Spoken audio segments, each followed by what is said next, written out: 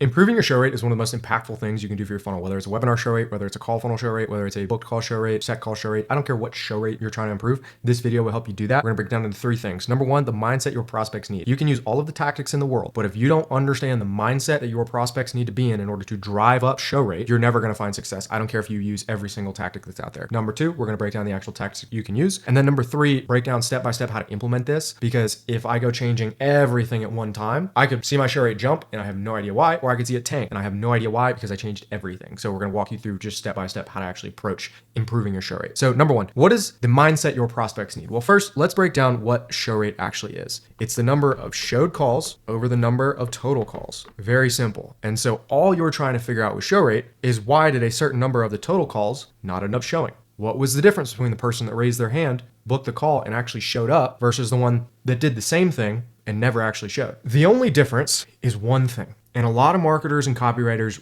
really overthink this part, when in reality, the only feeling that you need to get out of your prospects is urgency. If I can drive enough urgency prior to a sales call, prior to a webinar, I will have very high show rates. And this is the only difference between having a good show rate and not having a good show rate, especially if you have everything in place. The reason urgency is so important is because you take whatever problems that the prospect is dealing with and you bring it to the front of their mind so that they go, okay, I got to take action now, or this is going to get really bad, or I got to take action now because this is the best opportunity too. And so the most common ways that we can drive urgency is limited time, limited opportunity, future-paced problems, and a few more, but those are like the key ones I want to cover in this video. The last one actually I'll throw in here is reprioritizing problems. So sometimes people book because they are curious, but they don't necessarily feel like the problem's big enough, so we need to reprioritize it or re-rank it to the very, very top. So that's the core of all of this. And if you are able to, in all of your messaging, limit the amount of time that they have to take this action, limit the number of opportunities, and this has to be real too. This can't be, oh, I had 10 spots left. No, this has to be real. Future-paced problems. So a great one that we like to use in the advertising game is, look, if you don't figure out how to solve for tracking, you don't figure out how to write profitable ads, and you don't know how to ramp your sales team effectively, when you start throwing money on this thing, your whole business is going to blow up. You can't scale as effectively. So we need to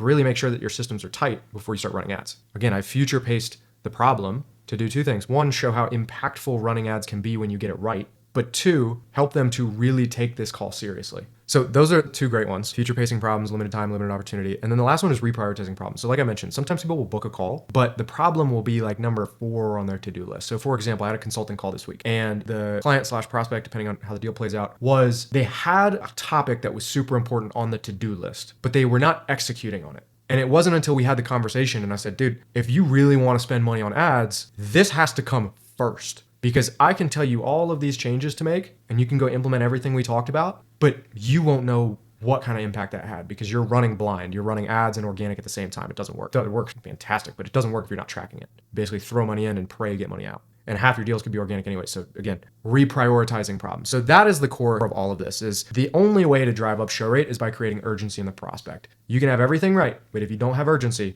you've got a problem. So what does everything look like? Now, these are some of the key things that we use across the board to drive up show rates. We're going to get into a couple of niche tactics. If you want to know how we implement some of these urgency tactics in your existing show rate sequences, you can click the link below. You can book call. You'll speak to either myself or the team. We'll run you through everything you need to know. In terms of the tactics though, these are very, very simple. There's not a ton of them. It's just about doing them very, very well. So number 1 is your confirmation page. This is what people see as soon as they book, as soon as they register for your event. You need to have a very strong confirmation page. And there's a ton of tactics that you can go watch on creator like Jeremy Haynes's account. He's got a great video on confirmation pages. I encourage you to go watch that. But the key to this that I want you to really think through, because I'd rather teach you how to think through creating these things than just giving you a bunch of the tactics, is after they book the call, what questions will they have before the call? What do they need to know? What are the reasons that they may not show up? What are the reasons that they will show up? How can we build more urgency in that process? And so you want to map everything out. So for example, when I book the call, how do I know where to go? Boom, question. How do I know this is for me? Boom, question. How do I know I can trust you? Boom, testimonials. And so you want to, between the booked call and between the actual call itself, map out all of the questions that your prospects may have. Great way to do this, go look at your sales calls, pull every question they had that could have been answered before. The way that we typically structure this, and again, this is coming right out of Mr. Haynes' video, so I got to give him credit where credit is due. You have a confirmation page video, a headline. Below that, you have some steps, step 1, step 2, step 3, And then below that, this is straight from Mr. Haynes, you have what are called breakout videos, or what he calls breakout videos. All these are FAQs, answering those same questions that come up. And then below this, if you want to add testimonials as well. But that is all your confirmation page should look like. It's very, very simple, very, very important piece. And this has to be super, super dialed in. And then obviously you'll put like an add to calendar button somewhere, follow on socials, whatever you deem necessary. But the key is this structure to start. The other thing that's important is to embed urgency in this video. If you just do your basic add to calendar, check your email, make sure you come prepared with this, that's great. Like, you do need that. But if you can't drive urgency, this page really didn't do much. So make sure you're embedding urgency. Now, that's the first part to the pre-call sequences. The second is email and SMS. The number one thing you need to be doing here is just testing what works and what doesn't work. All this is emails, not just reminder emails, that drive urgency. In them, you will state something they believe or state a problem. It's supposed to say belief, but we'll deal with it. Amplify issue, provide solution, and this is the most important one. Create open loop to be closed on the call. So in every email and every SMS, you need to be stating a belief that they may have about their current situation. Again, pull this from sales calls. Amplify that problem. Provide a solution. Don't just tell them like, do this. Send them a YouTube video. Send them an asset you don't send people. Send them a PDF. Send them an Excel. I don't care what it is. Provide a solution. And then at the end, and this is the most important part, create an open loop to be closed on the call. A great example of this is make sure when you show up to the call, let's say we're talking about marketing, bring your confirmation page. Come prepared with that, so that we can audit everything that you've got going on and really see where the bottleneck is. Simple. That's all we're doing. The second part to email and SMS that is so important is you need to do the same exercise you did here and map these questions and frames and limiting beliefs and anything that you need to have pre-handled before the call, map them with your email as well. So email 1 will handle objection 1. Email 2 will handle objection 2. Email 3 might handle limiting belief 1. Email 4 might be objection 3. And we're just going one by one, making sure every single email is pre-framing, providing value, and solving problems that create a ton of urgency as to why they don't know what they're doing and they need to be on that call or their life depends on it. The second thing you'll do is, as you notice, I've talked a lot about email. All we're going to do with SMS is make sure it complements each one of these. And this doesn't have to be providing a ton of value. Sometimes we'll send resources out, sometimes we won't. Sometimes we'll just route them to the emails themselves. But all your SMS needs to do is support your email sequence, because this is where all of the content lives. Again, if you want to send them a YouTube video or something in an SMS, great, by all means do that. Feel free to send them PDFs as well, but you can't be as information dense in your SMS as you can email. So these two support themselves as well. So again, we've got confirmation page and we've got email and SMS. The third one that is by far the hardest to implement, but one of my favorites if you can get it right, is salespeople. What you're doing in any pre-call material is you're essentially taking an individual, throwing a bunch of marketing material at them and hoping one of these sticks to where it resonates and they go, oh, I got to show up immediately. This is how content works. This is how ad works. This is how everything works. Marketing at its core is just throwing shit at people and seeing if it sticks. And then once it sticks, doubling down and then repeating that process.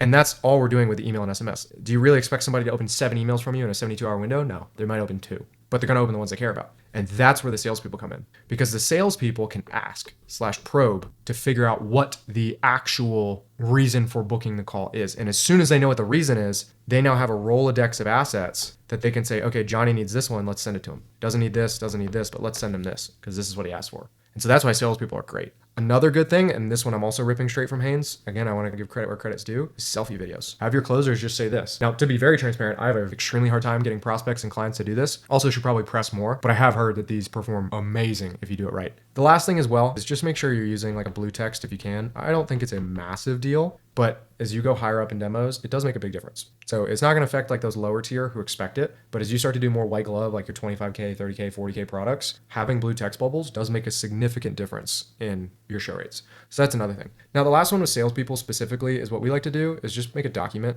that maps objections with assets and limiting beliefs with assets so that your salespeople can go, oh, Johnny's dealing with this, let me send him this. Susie's dealing with this, let me send her this. So very simple. Those are the 3 key ways to do this. There are other ways that you can improve show rate, but if all you did was just put into play these things and you made sure that there was an undertone of urgency, your show rates would shoot through the roof. The key thing with the urgency is people or prospects have to actually care what you're talking about. If they don't care what you're saying, or you're driving urgency, but they don't give a crap, didn't work, sorry, so try again. Now, how do we go about implementing this? Number one thing is audit what you're doing. If you have all 3 of these things in place, see which one would be the easiest to implement. If you don't have one in place, start there. That's the easiest way to determine this, is if I have all 3, let's see which one has the biggest amount of gaps. If I have 2 of the 3, let's implement the one that we're not doing. And this goes back to a YouTube video on my channel about testing. All we're doing is changing one thing at a time. That's it. We're not going to watch this video and go, I'm going to go new confirmation page. Everything's brand new. I'm going to go new emails. I'm going to go train my salespeople on how to do this stuff. And they were already doing other things. I'm not going to go do it all at once because that could take my show rate from a 60% to a 20. I want to go one by one and just slowly work this out. And that's it. Implementing is not hard. It's just making sure that you're only changing one thing at a time, because if you don't test systematically, you don't know what's going wrong. It's that straightforward. So I hope you guys like this video. If you want more content like this, hit that like button, subscribe to the channel, drop a comment below. Let me know what you want to see next. Appreciate you, everybody, and I will see you in the next one.